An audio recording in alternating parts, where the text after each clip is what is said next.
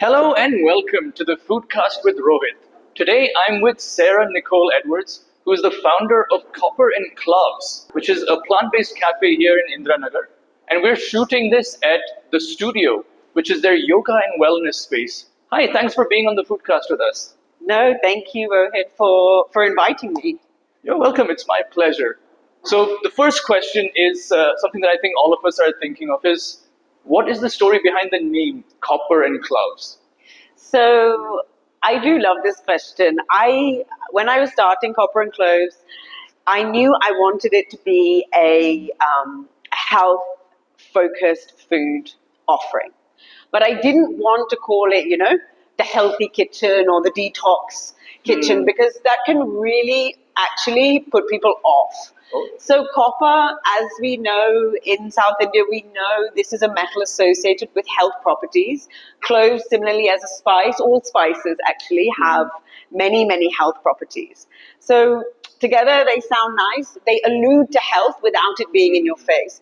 Actually, the biggest thing about the way we write our logo is copper plus. Like we use a plus instead of an ampersand. So even though we say copper and cloves, we write it with a plus. And that is very intentional. For me, wellness, health is not about taking things away. It's about adding things in, adding in color, adding in more fresh fruit, vegetable, whole ingredients, adding in movement that you love, adding in connection with friends. And when you add those things in, you sort of crowd out a lot of the things which take away from our health. So when I was younger, I always associated health with diets, reducing my calories, reducing my weight, cutting out sugar, cutting out carbs.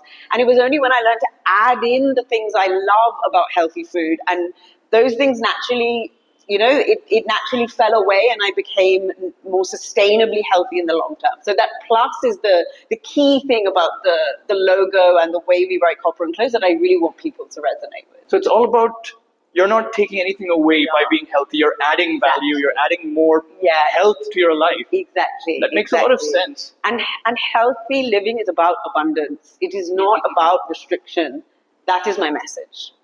That's a very, very good message. Thank you.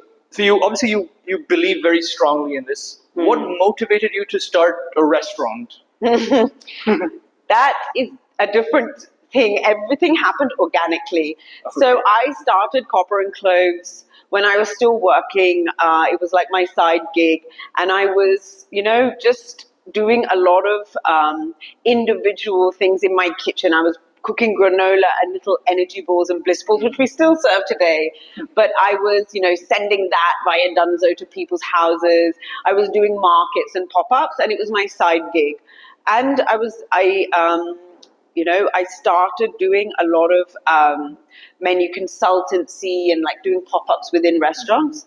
Then in 2020, obviously we had the pandemic, we had a lockdown, but still at that point I was starting to get to the point where for me, it's not just about food. At the time I was actually doing a lot online. Okay. I was showing recipes online. I was doing a lot of online health coaching. I'm a qualified health coach. Actually, that was quite a good gig. It's all online. You don't have to really worry about anything. But something kept driving me that to create a space where people can come together and where people can actually try my food. I got I found a little frustrating, and I'd be like cooking food, people saying, that looks amazing, I'm going to try this recipe. I was like, I wish you could taste it. I wish I could feed you and nourish you and show you how abundant this is. So in September 2020, quite unorthodox, I started a cafe just after the first lockdown and before the second one. So yeah, it wasn't easy at the beginning, but yeah, it was very much just a drive to create a space where people could actually try the food, which I was already online, like showing basically. And it's a plant-based kitchen. Yeah, entirely. So how long have you been plant-based? How long have you been in that space? So I grew up non-vegetarian. I'm from the UK. I grew up in London. And of course, in London, we don't call it non-vegetarian. It's just default. It's not called anything. Your default non-vegetarian. And if you are then vegetarian or vegan, that is what you would say. So when I moved to India, I stopped eating meat of any kind because I was actually quite confronted when I moved here with seeing chickens by the side of the road, and that is actually what made me wake up to the reality of farming and meat rearing, and I almost overnight stopped eating meat. But over time, I still ate some fish and eggs, and I didn't eat any dairy. Over time, those things also caught up with me where I could not eat them any longer. So for 5 years now, I've been vegan. And how has it been? How is the transition from going from a heavily meat-based Yeah. diet? Like, what have you felt in Yeah. your body? Or So I gave up eating meat for ethical reasons, as I explained, but I've been absolutely overjoyed that my health has only improved. So I didn't become vegan for health reasons, but I certainly am able to stay vegan and feel very, very passionate that this is a very sustainable way to eat. I've gained strength. I'm stronger now than I ever was before. For me, I have like a certain energy and vitality that I feel I'm less lethargic than I used to be. Of course, it's very difficult to pin anything down to diet alone. Like, I'm not here with any extreme message saying, since I became vegan, I got this and I got this, and everything is because I'm vegan. Like, nobody can ever say that. Like, I have a very, general message, which is you can be healthy on a vegan diet, on a completely plant-based diet. It's certainly been possible for me. I am healthier than I've ever been before, I feel. And for me, the biggest thing has been the mental peace. I was in a lot of turmoil, like I said, just before I gave up meat, and I was seeing, I became very aware of the fact that animals were suffering for me to have this, whatever, chicken tikka, whatever. I definitely was feeling some level of internal discomfort and unease around it, and it was playing on my mind, but I would sort of ignore it. So that mental piece of like, I'm living in alignment. For me, it's an alignment issue, right? It's like, is it more painful for me to do this for the whatever, the for me, there was a certain the benefit or the pleasure that you pleasure, yeah, exactly, the food pleasure, and also for me because I do work out, I am very active. There was a big thing about I don't want to lose out on protein because I was like that in that mindset of like where will I get my protein, which is something I've learned is not as difficult as people make out. But I was in that mindset, if I'm honest. So for me, that was my biggest fear. But actually, I eat a very balanced, whole foods-based diet. I occasionally supplement with plant-based protein, and I haven't got a problem with building muscle, getting stronger, or staying lean. So for me personally, it's not been an issue. Yeah. same. So I've been vegetarian since I was a child. Wow. I grew up. Parents were vegetarian, grandparents were vegetarian, but I grew up in Dubai. Again, it's a very meat-heavy culture, Yeah, very. and for me in school, I'd often get a lot of questions asked, like, "Oh, you're vegetarian, so that like, what if you were on a deserted island and there was just a cow? Yeah. Would you eat the cow?" Yeah. And it's like bizarre questions like that. So The how? kind of questions we get, it's so unclear. Yeah. So like, how did your friends kind of react, or your friends and family, when you decided to go vegan? I feel honestly that almost all of my friends and family were very supportive. They understood. Yeah, I definitely feel that my friends and family were supportive. Bless him, my dad. Every time I go back to the UK, my dad has like entirely filled his fridge with vegan cheese, vegan burgers, everything. I'm like, Dad, how am I supposed to eat all of this? He's like, I just got everything from the vegan aisle. Like, it's so supportive.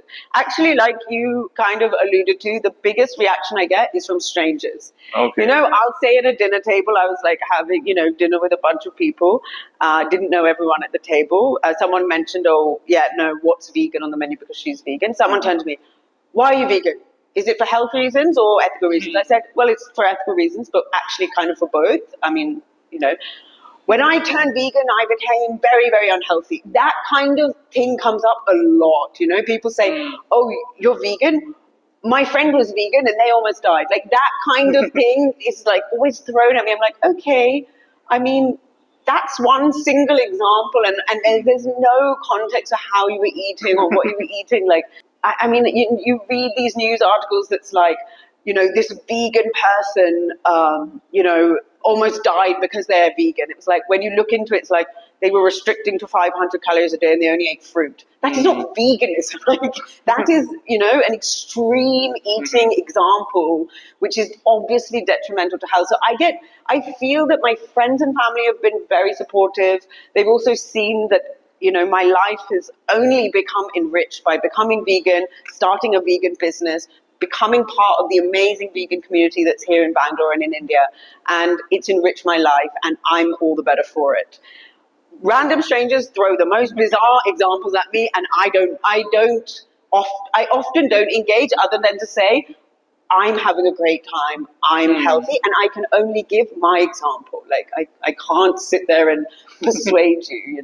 True. I think one of the misconceptions that a lot of people have is that vegan or vegetarian food is just like eating leaves or eating grass. And I think what they don't realize is it's possible to be very, very unhealthy while still being vegan. Absolutely. Because you can still deep fry a lot of things. You can deep fry anything, my friend. Yeah. like a masala dosa, unless as long as you don't put ghee on it, is vegan. Yeah, like a lot of South absolutely. Indian food, if you avoid the ghee and the butter, is vegan. And if you eat some of that stuff every day, it's not good for you. Absolutely. There's a lot of vegan fast food. There's a lot of naturally vegan and healthy food. The joy of living in South India, though, is that there is a lot of naturally vegan, healthy home food. So I do feel, when I travel to North India, I struggle a lot, or if I go to a North Indian restaurant, because a lot of things have cream in it. Whereas in South India, although, yes, there's a ghee and dahi, obviously is in a lot of foods. However, it's often obvious that it is in that. Largely, it's very joyful to eat in abundance, different sabzi with grated coconut, different dals, akki roti, my favorite food of all time. Like, all of these are naturally vegan. So I really love the food in South India. It's such a joy because I'm sure but like in the UK, Indian food is largely put in one bucket, mostly centered around things like butter chicken and naan. So when I moved to Bangalore and really discovered what is home food, like the food that people cook in their home, it's some of the healthiest food in the world, I believe, and some of my favorite. So tell me more. You came from the UK to India. What motivated you to move here? So I first came to India when I was 21 years old with a backpack, and I was traveling around India, as you do when you're 21 years old, and I loved it. I truly loved it here. Me and my friend were traveling. I really felt some pull that I was only here for a month. It was my, holiday from uni. And then I went back and I decided to take, a year out before I did my master's. And I came back immediately and I stayed here for 6 months almost. And I was like volunteering in Kerala. I traveled around more. That time I came back completely by myself. And I told myself when I was leaving, and I loved it even more. And obviously, the more you come to India and travel to India, the more you realize, a lot of people use this phrase when they're traveling. They say like, oh yeah, I've done India. I'm like, please tell me what it means to do India. I mean, I've now lived here for 8.5 years and I've barely scratched the surface of what is it, what this country, the richness, the different, the vast and variety of different cultures, places, geographies, climates, food, everything. So that's what I realized when I came back the second time, is that this was a place. And I had this strong feeling that one day I should live here, not just travel here. I traveled often to India after that. But I felt like I wanted to live here. And that was in the back of my mind for most of my adult life. And then when I finally did move back here, or I say back, at the time it was to here, I got a job and it was just a feeling. Basically, I told myself the year I turned 30, I have to do it. Otherwise, I'll never do it. I have to do it this year. So I just told everyone on New Year's Eve, this year I'm going to move to India. And everyone was like, how? And I was like, I don't know. But by June, I'd moved. And I didn't come here to start this business, by the way. Okay. I didn't know. I never thought I'd be an entrepreneur. I came here with a job, which I then, I came here and then I decided to start a business. So I had to go back, change my visa and come back. So speaking of starting a business, not something that you were looking to do, something you kind of organically got into based on what you were doing at home. People like it, you wanted to Yeah, share it. yeah. What were some of the challenges you faced, or what was kind of the learning curve of setting up a restaurant that people could come to? Honestly, the learning curve goes on today, every single day. I am not either from an F&B background. I don't have a hotel management degree, or I haven't been to culinary school. And I don't have a business background. Like, I studied psychology and international development and economics. So I don't have a background in this. I'm learning every day. It's been a very humbling experience. It started, it is a passion.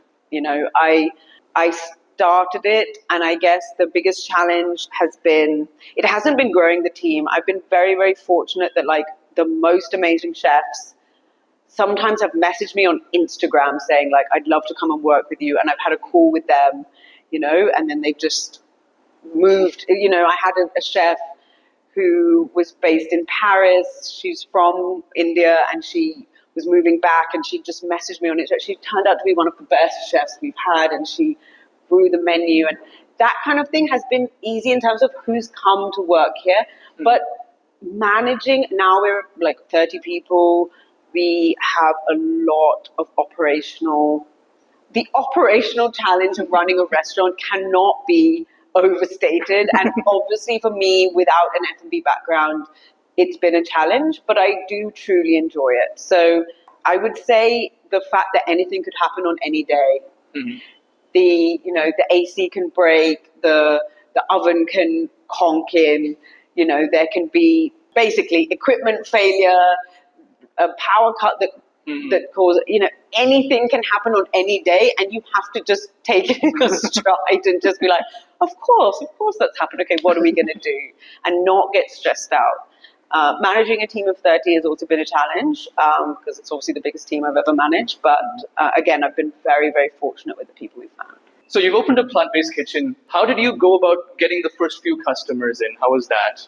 So what I had done is I had run Copper and Cloves as an Instagram page, a pop-up. I was putting out content online, recipes. I was doing collaborative things with other chefs, all before I physically opened an outlet. So that is how I got my first customers. So I opened in September 2020, and I had at that time maybe 15,000 followers on Instagram, something like that. So that really helps. It's not a big following, right? But to turn that then into a physical outlet, at least on the day we opened, I had a way of broadcasting to people who had attended our events. I'd done pop-ups at festivals. I did do a lot of workshops, and I had done some menu consultancy for a few brands that people might have heard of, like Blue Tokai. And therefore, there was, some awareness. So that is how I got my first few customers. So it was really nice. I mean, very, very emotional experience for me, because the day we opened, we'd announced it on Instagram. It was a very, very small outlet. It wasn't, the outlet we're in now. It was a very small outlet inside the Organic World, which is an organic supermarket in Indiranagar. I mean, many, many places, but in their Indiranagar outlet. I'll always be very, very grateful for them for giving us that space, which was like a fully equipped kitchen, and we just did up the interiors. And the first day we'd announced it, and then, people started coming. I was like, literally like tears in my eyes as people were walking in the door, and we were serving them the menu that we'd been working on for months to get it ready. And, we'd printed the menus and all things I'd never done before. And people were sitting there eating our food, including random people I'd never met before. And it was a very, very profound, moment for me, or poignant moment for me. So yeah, I actually am very fond of that memory. It was tiny. It was an 8-seater little kiosk in the front of an organic supermarket in Indiranagar, compared to what we have now, which is, a nice villa, a lot of indoor and outdoor seating. Exactly. That outdoor seating is very, being from London, this idea of being able to have al fresco dining in the shade of a tree is just a dream. And I think the people of Bangalore really like outdoor seating, and there's surprisingly little of it given how nice the weather is here. Now we're in this villa. It's like got little rooms, and it's got a garden area and a patio area, a little reading nooks and everything. So yeah, it's a big change from where we started to here. But I'm very, very fond of our first outlet. Yeah, starting small and then growing larger and larger. Now you have multiple spaces as well. How has Yes. that been to manage Yes, that is growth? hard. Yeah.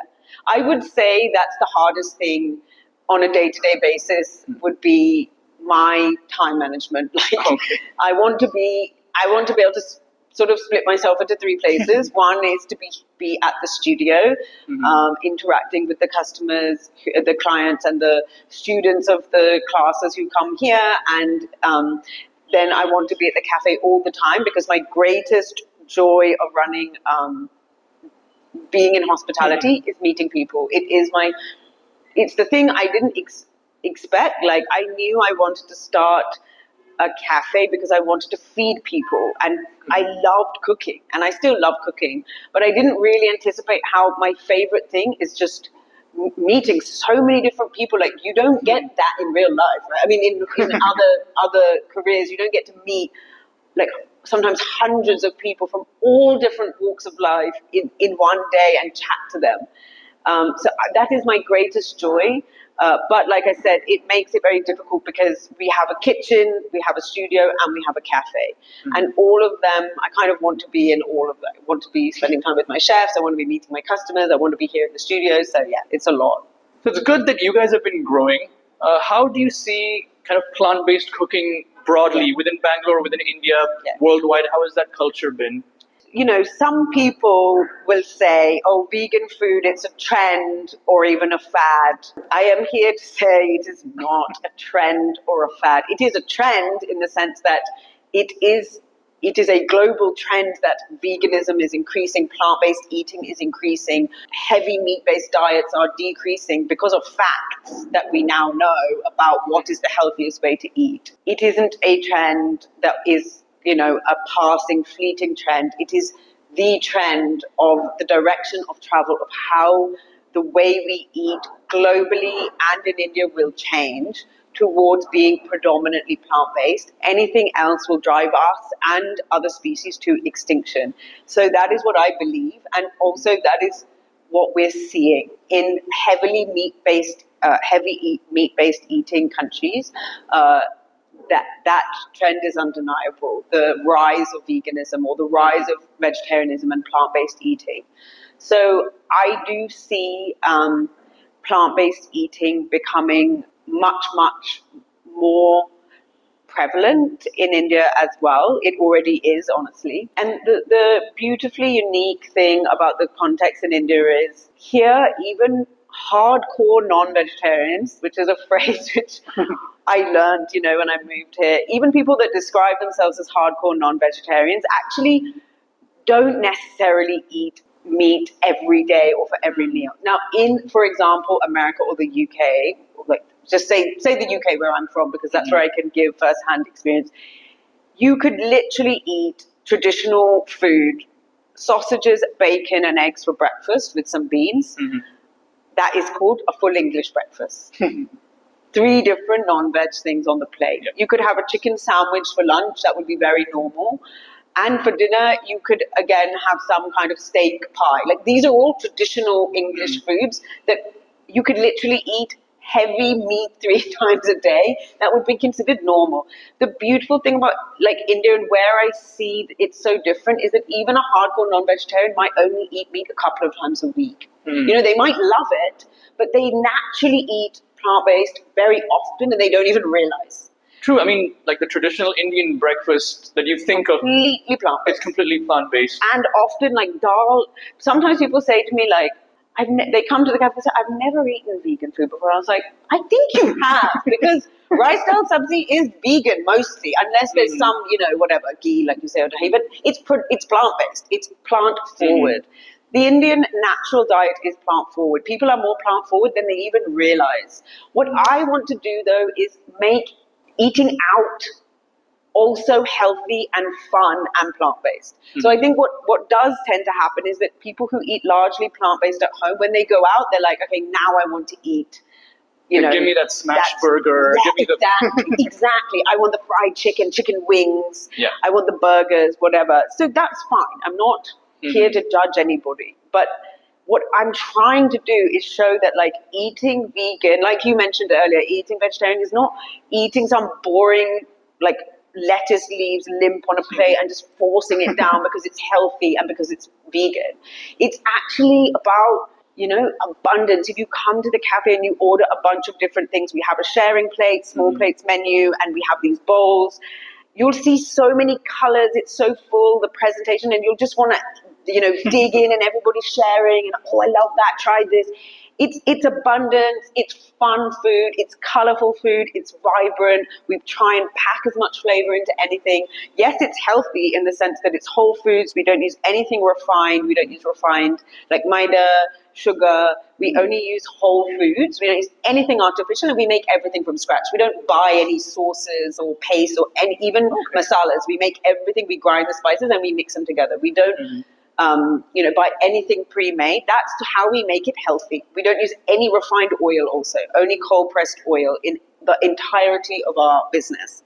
So that's how we make it healthy. Like I said earlier about the name, it's not about restriction. We're not giving you, oh, okay, this is like some low calorie and it's just some limp lettuce leaves. It's lots and lots of color and whole foods, which leaves you feeling satisfied. So my whole philosophy around how you make healthy eating sustainable and how you make plant-based eating desirable and fun for people, even if they're not plant-based themselves, is you have to make it satisfying. You have to be able to eat a meal and feel like, oh, that was actually really tasty. And I feel really full and satisfied afterwards. But I don't feel heavy, lethargic. I need to have a nap afterwards like you do if you've just eaten like, you know, a cheesy pizza or exactly, a massive biryani or a bucket of chicken, like something which might taste delicious. And I'm not saying none of these things have a place in people's diets if they want to. Okay, I'm not about saying okay, it's you know, it's not pure and you need to make whatever people want to do is fine. But at least let me prove to you that you can come, have a great time, taste some new things, enjoy the food, and afterwards feel energized, feel like, cool, what are we doing now? Let's go for a walk, let's browse, you know, the shops, let's not feel like, oh my God, we've got to go home and take a nap. I'm in a food coma, right? Yeah. So that is what I feel is healthy, sustainable eating. It's whole food. It draws you to eat it. It's not like you're forcing yourself to eat it. So that's one thing that I feel really strongly about. The food should be satisfying, colorful, vibrant, and abundant. So coming to Copper and Cloves, what's your favorite thing on the menu? So if you had to pick one thing. I think right now it would be the vegan shakshuka. That's our new dish. I just love it. It's for people who don't know, shakshuka is a traditional. It's from the Middle East region. It is a egg-based dish normally. So it's a tomato, pepper, spiced stew of like things, and then it has an egg in the middle. So we've made a tofu cream egg in the middle. So, and it's served with sourdough on the side. You just mop it up. It comes with like chili oil, and we make this pickled watermelon rind, which is a zero waste pickle we make. And it's garnished with lots of fresh herbs. It's very, very tasty. I really enjoy that dish, and I like sharing it with people. And even this morning when I was like having brunch with a few friends who were visiting, you know, we ordered a lot of the small plates. So I love our small plates menu because I love sharing food.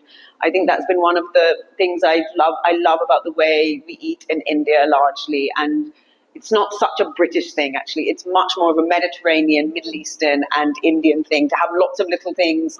And you just, you know, you build your own plate. So I really like that way of eating. So I'd say that that's one of our new concepts that we have. And that's like, and if I had to pick one small plate, it would be the romesco. It's a smoky red pepper dip. It's made with paprika and almonds, and it has like crispy kale on the top. Again, it's served with bread, sourdough bread, so it's really good. Can I say one other dish? Yes, you can. Because I picked two from the newer menu, which we've introduced last year at the end of last year, so it's only a few months. But the Sri Lankan bowl is the it's been on the menu since the beginning. It's my family recipes. I'm half Sri Lankan.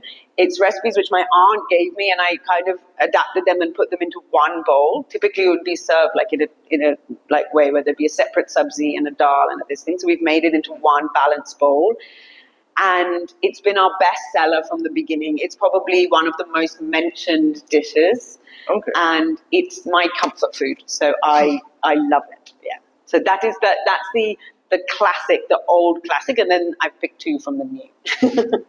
So if you're at Copper and Cloves, you should try the shakshuka, the small plates, and the Sri Lankan bowl. Those are my recommendations. Her recommendations. Yeah. But I tried the full, I don't think it was full English breakfast, the full breakfast. The big breakfast. The big breakfast. Yeah. Did you like it? It was really good. Okay. I think that, again, like you said, I think the philosophy of having so many different things, so many different colors on the plate, and each one having kind of a different flavor that fits in well. Yeah. At the end, I kind of like mixed a bunch of it together. It worked Still really goes together. Still goes well together. And you've got desserts as well. We tried the cookie, and it's a cookie. I mean, you think like, oh, cookies like got a tons of sugar and it needs all of it. It doesn't. Yeah, it's made with jaggery and whole ingredients. 72% dark chocolate grown and made in India from a bean to bar farm. So even though it's a fun cookie, it's like we call it a cookie bar because it's a square. It's a double baked cookie. So it's hopefully you found it like a little crunchy on the outsides and a little more like chewy on the inside. But it's made from whole ingredients, and also it's made from local ingredients. We're not importing chocolate. We don't import things like balsamic vinegar because that is better. We make everything from ingredients which you can find in India, even though our menu is inspired by different countries' food around the world. Glad you liked it. Thank you. The granola is another thing which is close to my heart because I used to make that in my kitchen and sell it in little jars before there was a Copper and Cloves even existed. So yeah, the granola, the recipe hasn't changed in 5 years. So yeah, the granola bowl is close to my heart. So if there's someone that's looking to get into the restaurant business or the F&B business as a chef or as a restaurant owner, what are some key advice that you would give them? So I don't think I need to tell anybody because everybody already knows that F&B, the restaurant industry, it's not an easy business to run. Margins are low, hours are long, operational challenges are many. I don't think I need to preach to people about that. Everybody knows it. If you strongly feel you want to do it, then you probably should because it feels like a calling and a purpose. But I would say test your market, build a brand before you invest and open a physical space. I think the old-fashioned, idea of opening a restaurant was, you'd open it on that day and you'd have to get people in and no one would have heard of you. Nowadays, we're so lucky, and in India particularly, I think we're so lucky. There's so many flea markets, festivals, pop-up things that you can do, and you can meet your customers that way. You can have very low barrier to entry, very low investment. Whatever your niche is, you can set up a stall and serve your food there and get the feedback and build a name for yourself, build an Instagram page, do anything that can help you to be sure that you have a market before you open, and that will do a lot of your PR for you. So I'd say that is probably my best advice. It definitely worked for me. And then I would also say collaborate before and once you've opened. Find chefs to come and do pop-ups. Let other brands, like we do matcha pop-ups, or I always remember like going to a jewelry brand pop-up in Blue Tokai really early on, and I was like, this is such a good vibe. People are here, they're here for the jewelry, they're grabbing a coffee, there's like a cross-pollination, and I really think that's been a very helpful thing. And we're lucky now that we've got more space in our, we've got more of that bungalow to play with. We can collaborate with more brands and bring more people in. We have a thrift store in the basement of the premises called Love Me Twice, and they then sometimes do pop-ups where they create a thrift market like throughout the cafe, and it's buzzing, it's so fun. And sometimes we do workshops and we collaborate with farmers markets and things like that. So I would say that collaboration is one of the best ways to grow and get more of a community going. That's great advice, Sarah. So what basically you should try to do is get your food out there as quickly as possible. Yeah. Don't wait until you have a physical presence. do the pop-ups, Exactly. collaborate with other events. Yeah. I heard about you guys through the Veganuary event, which is a huge event about plant-based food. Yeah. And otherwise, I would have no idea. Yeah, well, that shows you, doesn't it? And that's one of the best things we do. We get a lot of people who come to those festivals, and then they see us, they try our food, and then 2 weeks later, they're sitting in the cafe going, "We met you at the Veganuary Festival." So it's really, really nice. So yeah, I'd highly recommend doing pop-ups. So what are the next steps for you? What are the next steps for Copper and Cloves? Yes, so there Copper plus Cloves. yeah, exactly.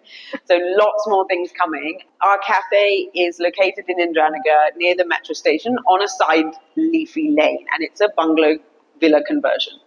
And what we're actually doing is collaborating in the space with a bookstore called Champaka. It's one beautiful curated bookstore with the most amazing collection of books. It's not about commercial pop fiction. It is, or non-fiction. It is like a highly curated bookstore. It's much loved in Bangalore. Their current outlet is near Cunningham Road. So this is going to be their first Indiranagar branch. And so we're going to literally integrate the bookstore into the cafe, as well as them having a shop and shop kind of little bookstore within one of the rooms of the villa. But the books are going to be all around the tables. And I don't know about you, but for me, that is just a dream, you know? You've got books, which I love, food, coffee, and then we also have a thrift store and a sustainable clothing brand from Goa called No Nasty. So us, Champaka, Love Me Twice, and No Nasties, the clothing brand, that we're all in one space.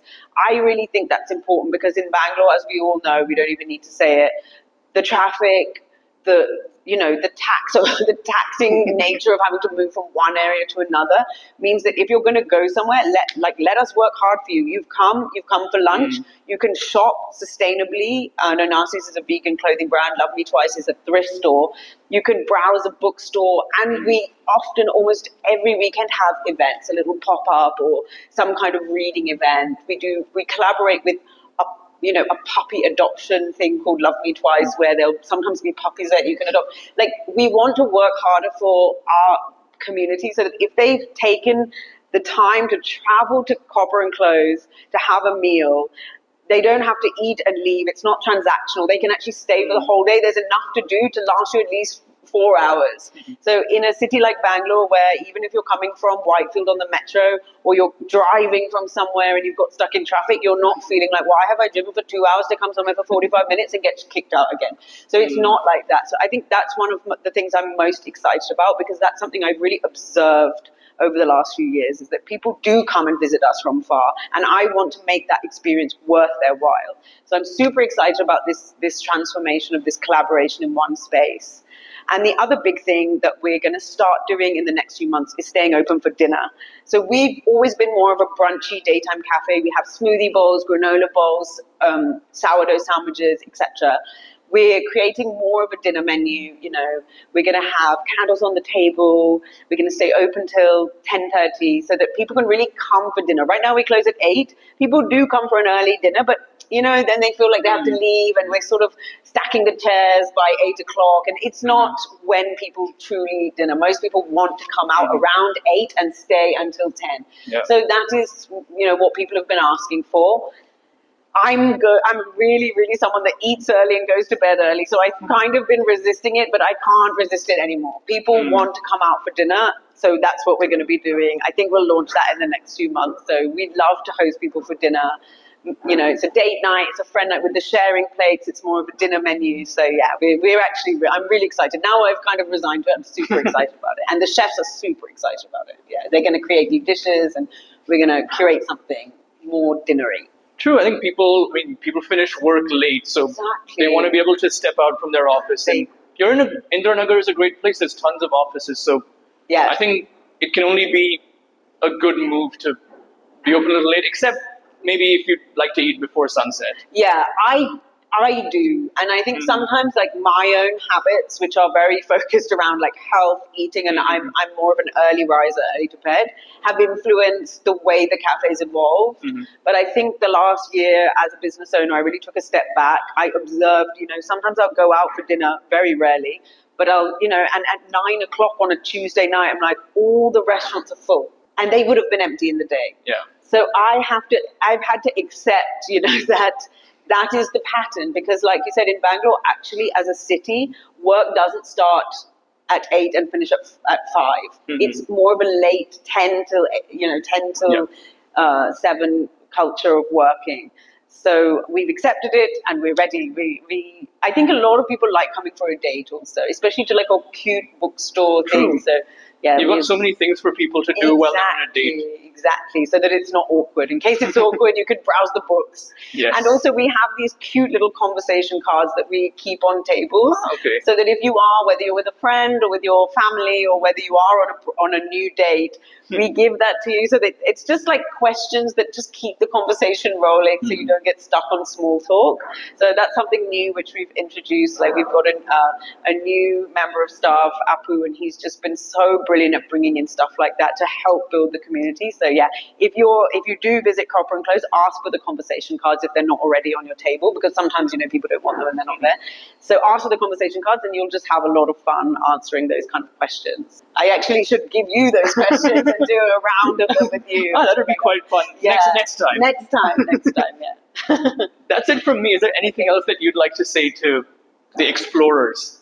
I would love to see you at the cafe. Whatever your reservations are around, whether it's plant-based eating, healthy eating, I would really, really love to kind of show you what we're about, whether that is through trying something different that you haven't tried before, and experiencing like plant-based food in a different way, as like we said, colorful, vibrant, abundant, full of flavor.